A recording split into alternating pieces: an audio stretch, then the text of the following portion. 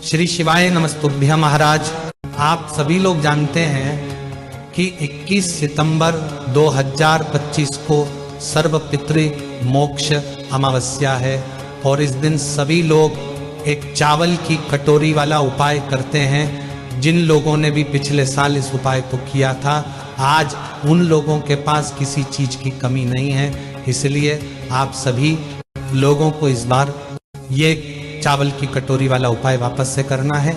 और जो लोग पहली बार इस उपाय करेंगे उनको तो विशेष रूप से इस उपाय को जरूर समझना चाहिए। देखिए महाराज, इस उपाय को घर की बड़ी माता बहनों में से किसी एक माता बहन को करना चाहिए। अगर किसी कारणवश घर में माताएं बहनें उपस्थित ना हो तो उस जगह पर फिर घर का कोई बड़ा सदस्य भी इस उपाय को कर सकता है। महाराज, एक बात और हम आपको बता दें कि इस बार जो पितृपक्ष की अमावस्या है, इस दिन सूर्य ग्रहण भी रहने वाला है। इसलिए इस उपाय को करते समय सूर्य ग्रहण का समय आपको जरूर ध्यान रखना है, क्योंकि सूर्य ग्रहण की शुरुआत से पहले पहले आपको उपाय करना पड़ेगा। वैसे महाराज, इस उपाय को करने का जो समय है वह शाम को 6 बजे से शाम 7 के बीच में है।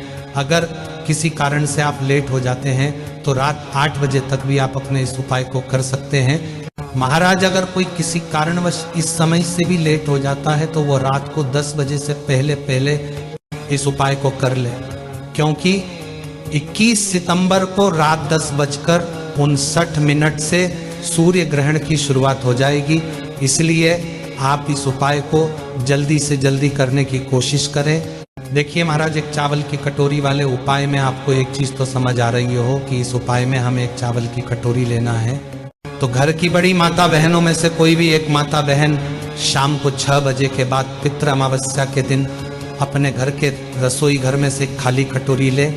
उसके बाद उसमें अपने ही घर के रसोई घर से चावल भर लें। कटोरी के अंदर चावल आपको फुल भर लेना है और ये चावल आपको कच्चे लेने हैं। अब आपको इस चावल की कटोरी के बीचों बीच चावल के ऊपर एक कपूर का टुकड़ा रखना है। यहाँ पर कई सारी माताएं बहनें ये प्रश्न करती है कि ये कपूर का टुकड़ा कौन सा होना चाहिए। तो देखिए, बाजार में आपको 2 तरह का कपूर मिलता है, पहला टुकड़े वाला और दूसरा गोली वाला। तो जो कपूर आपको मिल जाए वो लेना है, पर जो भी कपूर हो वो असली होना चाहिए। महाराज, अब अगर आपने कपूर का टुकड़ा लिया है तो मीडियम साइज का कपूर का टुकड़ा तोड़कर चावल के बीचों बीच रख दो, या कपूर की गोलियां ली है तो 3-4 गोलियां कपूर की लेकर चावल के बीचों बीच रख दो। अब आपको इस चावल की कटोरी को शाम को 6 बजे से 7 बजे के या रात 10 बजे के पहले पहले अपने घर के दरवाजे पर रखनी है। ये चावल की कटोरी आपको अपने घर के मेन गेट, जहां से आप अंदर बाहर जाते हैं, उस जगह पर या तो चौखट पर रख सकते हैं या दीवार पर भी ये कटोरी को रख सकते हैं। इस कटोरी को आपको अपने घर के दरवाजे पर थोड़ा सा बाहर की साइड करके रखना है।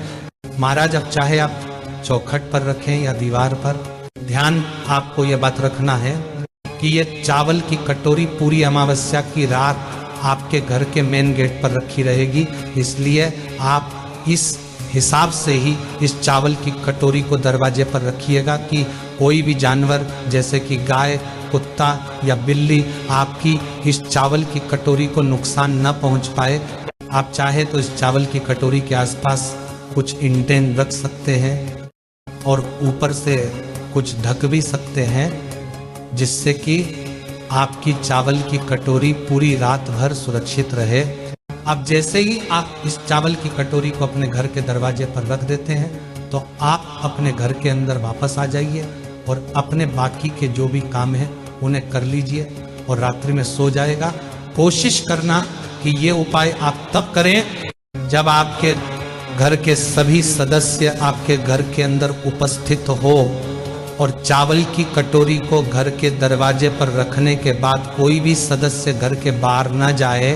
अब आप इस एक चावल की कटोरी को पूरी रात भर के लिए अपने घर के दरवाजे पर छोड़ दें कि और अगले दिन सुबह शारदीय नवरात्रि शुरू हो जाएगी, यानी कि एकम लग जाएगी। तो आपको सुबह जल्दी उठना है और स्नान करना है, और अब आपका सबसे पहला काम इस उपाय को पूरा करना रहेगा, जिसमें आपको स्नान करने के बाद अपने घर से एक माचिस उठानी है और सीधा उस जगह पर चले जाना है जहाँ पर अपने घर के मेन गेट पर इस चावल की कटोरी को रखा हुआ था।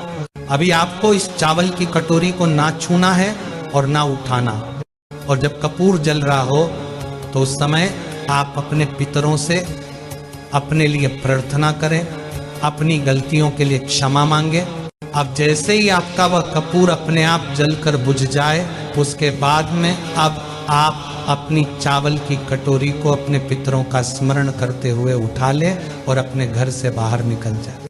और घर से बाहर निकालने के बाद आपके घर के आसपास कोई भी एक ऐसा जो बड़ा पेड़ हो, उस पेड़ के नीचे आपको ये चावल की कटोरी के चावल डालकर आ जाने हैं, जहाँ पर पक्षी इन चावल के दोनों को चुग लें और खा ले। उस समय भी आप अपने पितरों से प्रार्थना कर ले और अपनी मनोकामना भी आप बोल सकते हैं। और चावल वहां पर डालकर कटोरी को अपने साथ अपने घर लेकर आ जाए।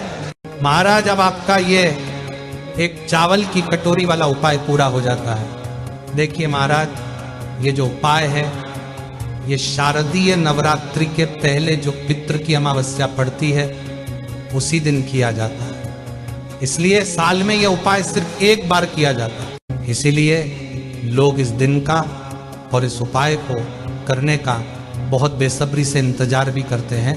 इसीलिए आपके पास एक मौका आया है, आप इसका फायदा जरूर उठाएं।